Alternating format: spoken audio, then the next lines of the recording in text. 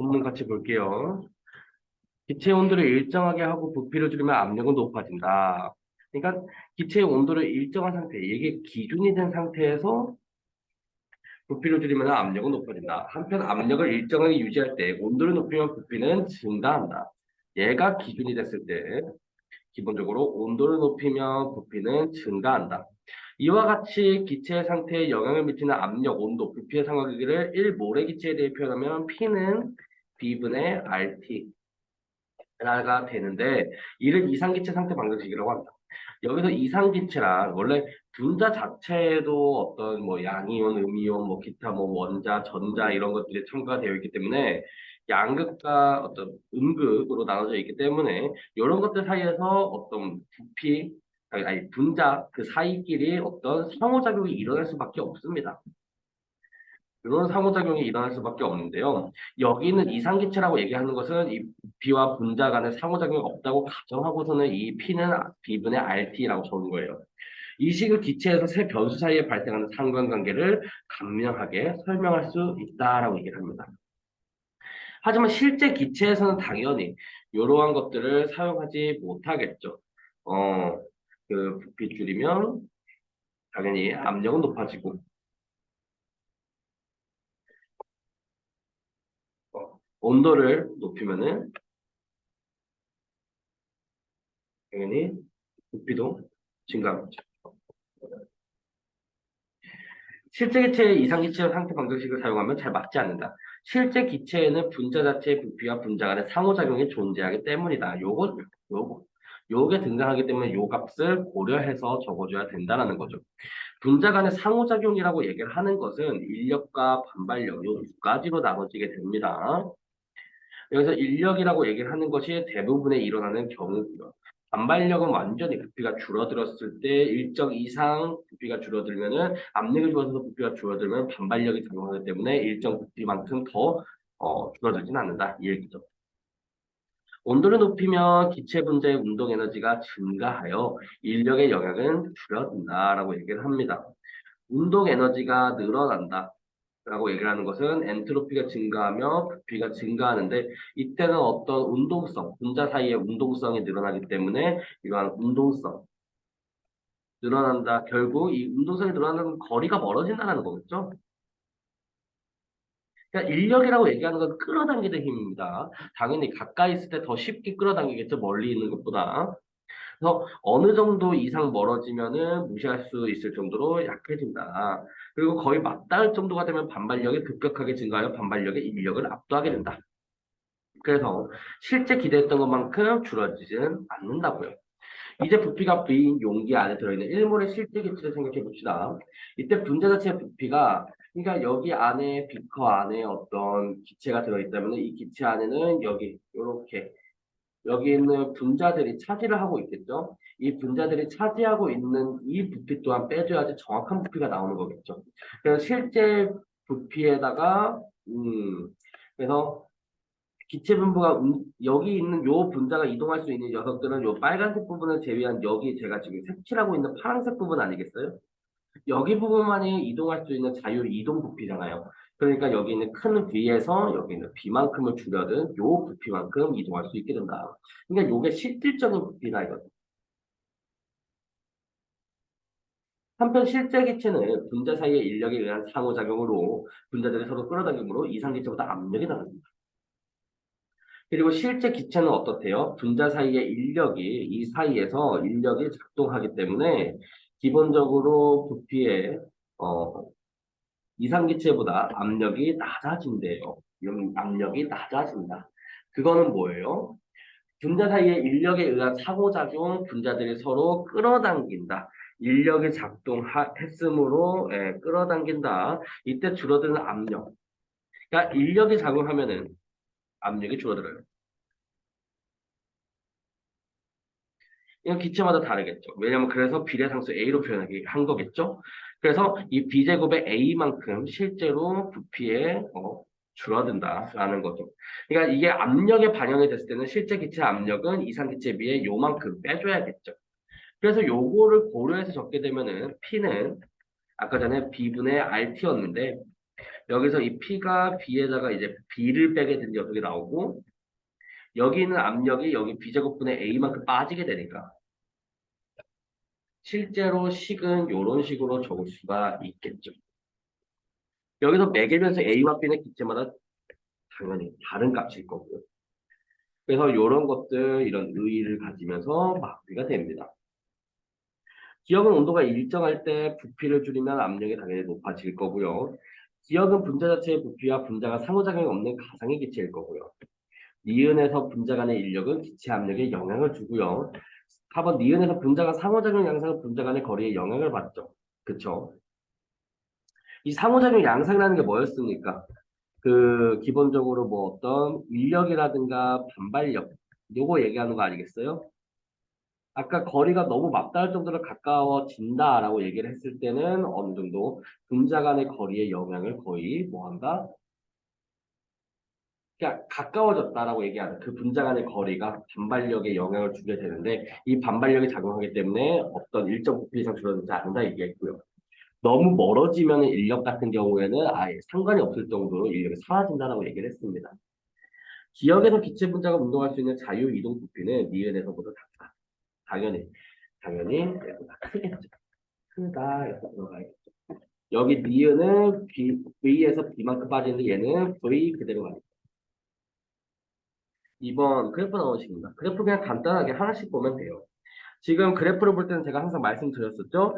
여기 있는 어, X좌표 값이 커짐에 따라서 변화하는 Y좌표 값의 어떤 변화들을 보면 된다고 그랬어요.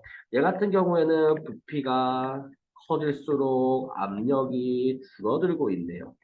아까 전에 봤던 P는 B분의 RT 요 모양이 사실은 어떻게 보면은 유리함수식에 가깝기 때문에 이런 식으로 나오게 된 거고요.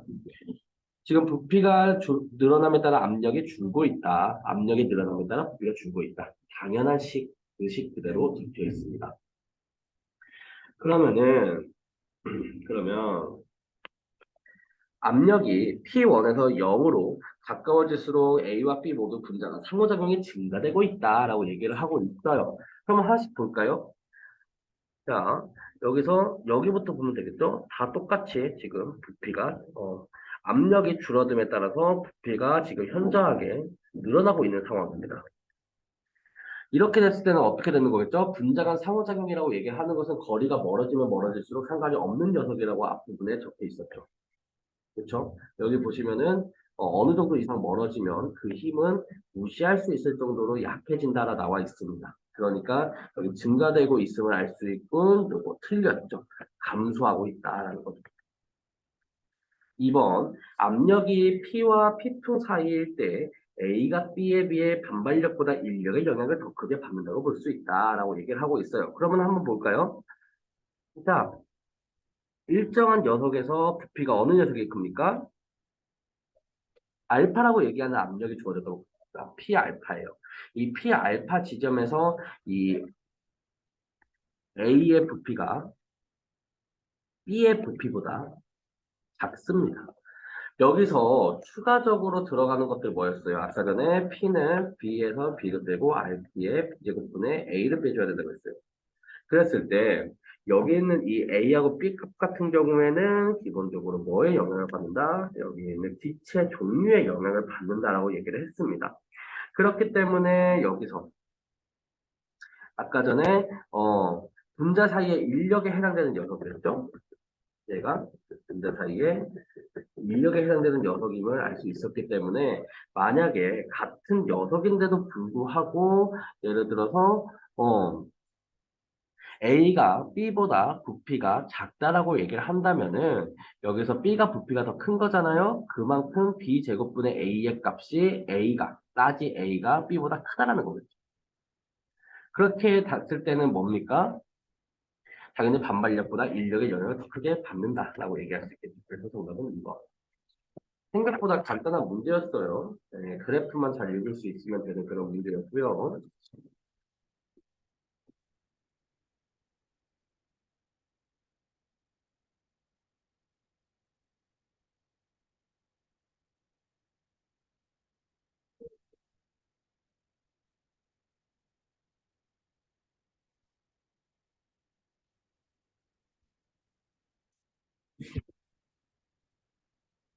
돌연변이 볼게요. 19세기 말 어느 날 네덜란드 식물 유전학자 휘오 드프리스는 달맞이 꽃을 재배하다가 전에 없던 매우 큰 달맞이 꽃을 발견했다. 달맞이 꽃. 이 왕달맞이 꽃의 씨를 받아 재배하여 다음 대에도 큰 꽃이 피는 것을 확인한 그는 자신이 발견한 변종의 돌연변이라는 단어를 붙이게 됩니다. 자, 돌연변이의 발견 계기가 나오죠.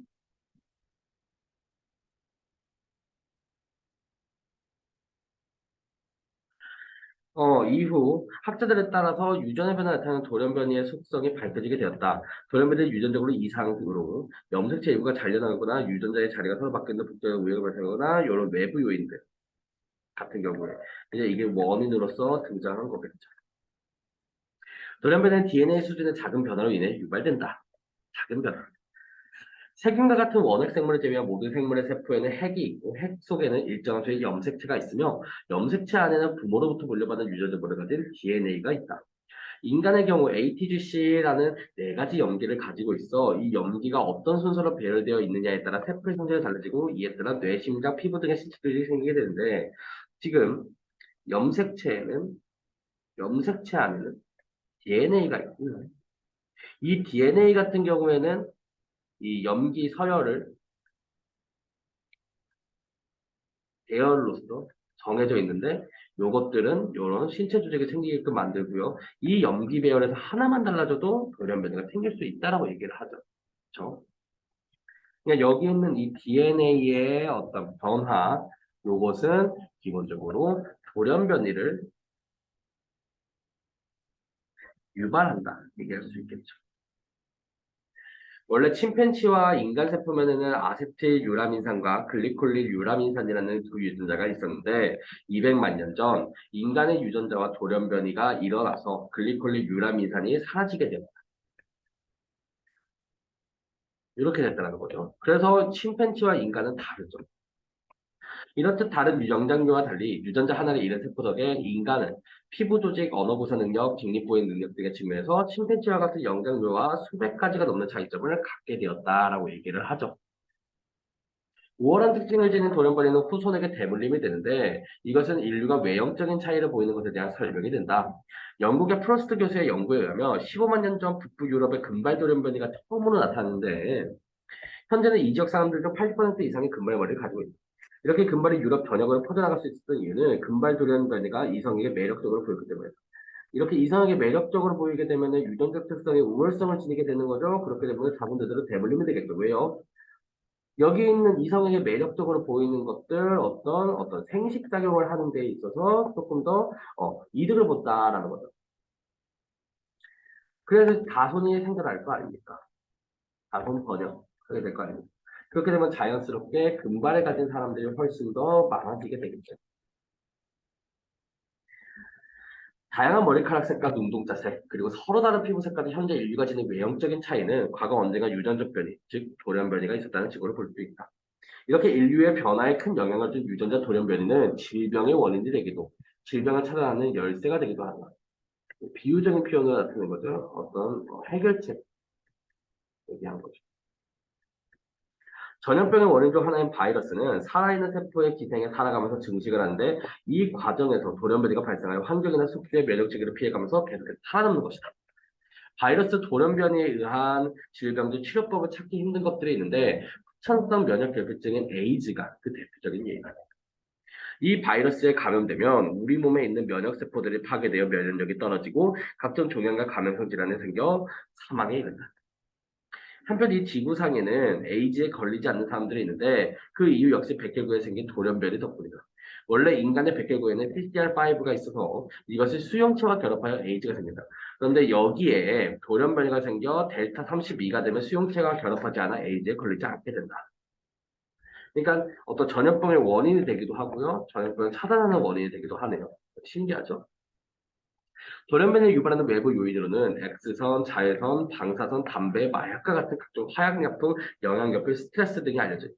특히 담배는 DNA의 돌연변이를 유발하는 물질인데 폐암의 경우 매일 한 갑의 담배를 피우는 것으로도 1년에 150개의 돌연변이가 폐에 축적된다는 사실이 최근 연구를 통해 밝혀진 바 있다. 얘들아 끊어라. 또한 흡연자에게 발병한 암이 비인전자에게 발병한 암에 비해 유전자 변이수가 많다는 사실도 발견되고 있습니다. 어떤 그런 우월성을 띤 돌연변이 유전자 사례와 돌연변이 질병을 유발하는 가정 아니지 뭐라는 거야? 여기 있는 어떤 그 뭐야 그 질병의 원인이 되기도 하고 질병을 차단하는 열쇠가 되기도 하는 돌연변이. 그러니까 여기에 답이 4번이겠죠. 돌연변이 유발하는 외부 요인 그중에서 담배 가지고 얘기했죠. 윗글을 바탕으로 보기를 이해한 반응으로 적절하지 않은 것은 매년 전 세계에서 1억 5천만 명의 환자가 발생하고 그중 아프리카 어린이 100만 명의 생명을 앗아가는 무서운 열병이 있는데 바로 말라리아.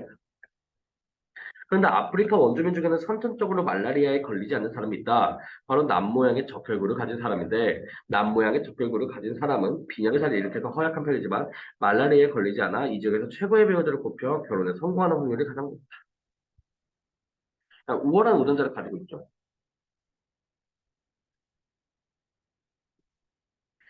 원래 정상적인 적혈구는 가운데가 움푹 팬 원반 모양을 지니고 있는데 이 원반 모양이 산소와 결합하는 표면적을 넓혀준다.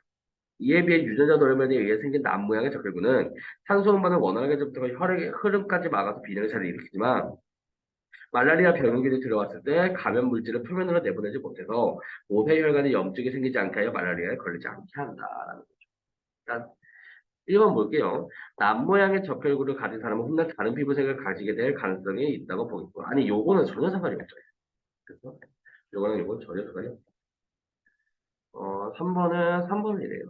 요거는 그냥 넘기시고요.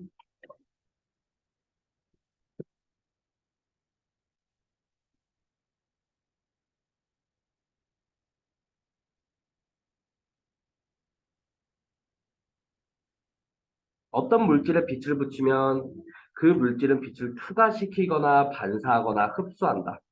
어떤 물질을 지니는 빛깔은 그 물질이 반사하는 빛의 빛깔로서 가령 파란 연필은 파란 빛을, 빨간 구두는 빨간 빛을 반사하는 것처럼 볼 수 있다. 어떤 것들 쉽게 이해할 수 있도록 예시를 들어주고 있죠.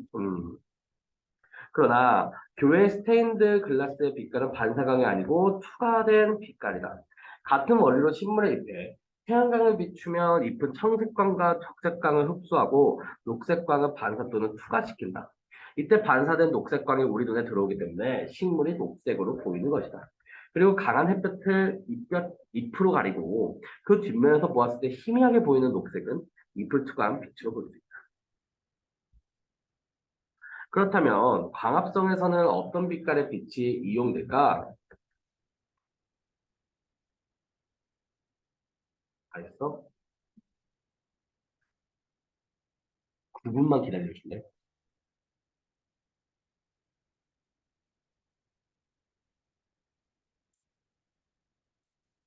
어, 내 말들 다 기록됐겠다. 괜찮아요. 61명밖에 안 봅니다. 왜?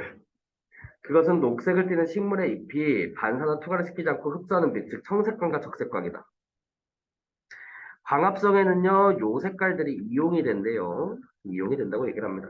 그래서 식물의 잎이 만약 적색이라면 적색광을 반사, 투과시키게 되므로 이 식물은 청색이나 녹색빛을 이용하여 광합성을 해야 한다.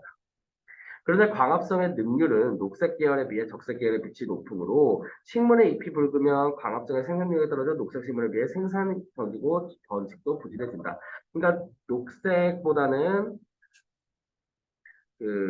붉은색, 적색 계열을 흡수해야 이득이다. 그래서 육상식물은 적색보다는 녹색을 띠는 것이 광합성에 유리하다 얘기합니다. 하지만 식물이 빛을 흡수한다는 것을 확인했어도 그 빛이 광합성에 반드시 이용된다는 것은 별도의 확인이 필요하다. 즉, 식물이 어떤 파장의 빛을 얼마나 흡수하는지를 자세히 조사해도 광합성과의 관계를 밝힐 수는 없다. 그래서 식물이 흡수된 빛을 활용하여 광합성을 하고 있는지 여부를 확인할 필요가 있다. 일반적으로 식물이 광합성을 하면 탄소 화합물이 발생하고 이산화탄소가 흡수되면 산소가 방출된다. 그런데 이 중에서 광합성을 확인할 수 있는 가장 손쉬운 방법은 산소의 배출 여부를 알아보는 것이다. 그래서 엥겔만은 식물의 강합성에 의해 비출되는 산소를 실험을 통해서 확인하고자 했다.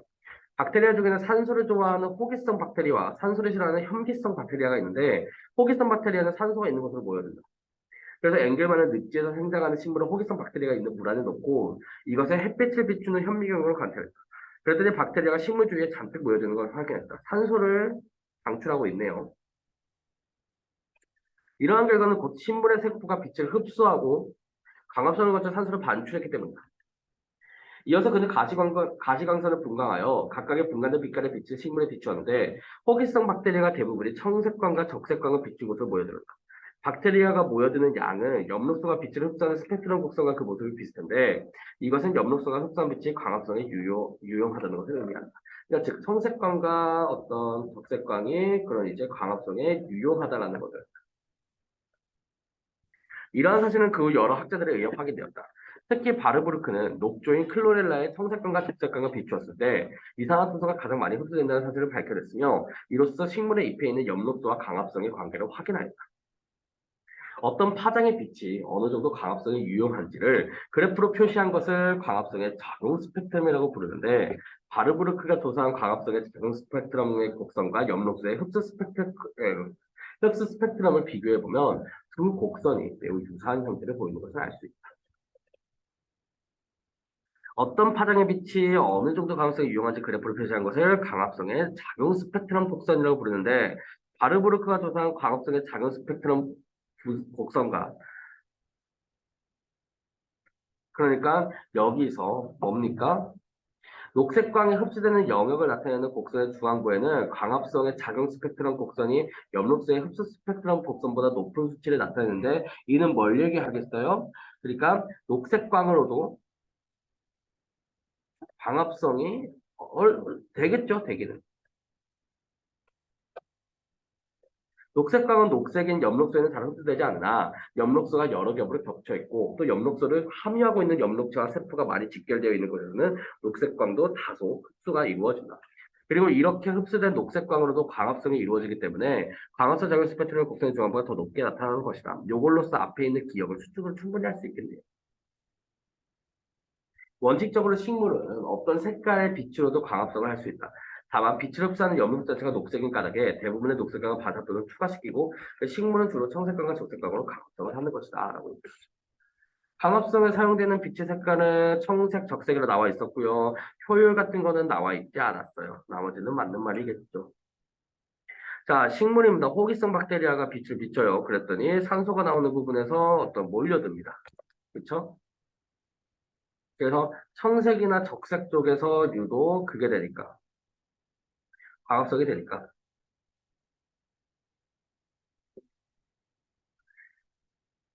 1번 A에서 호기성 박테리아가 식물의 표면에 고르게 모여져 있는 것은 비추어진 빛이 모든 색의 가시광선을 두루 포함하고 있기 때문이다. 맞죠?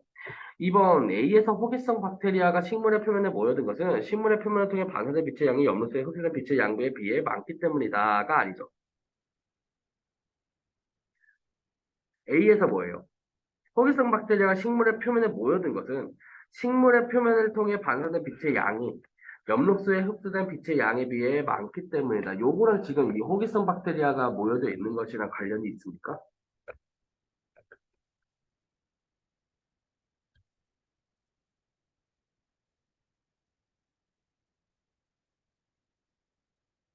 관련이 있어요? 아니죠? 산소를 방출했기 때문이죠. 그렇지.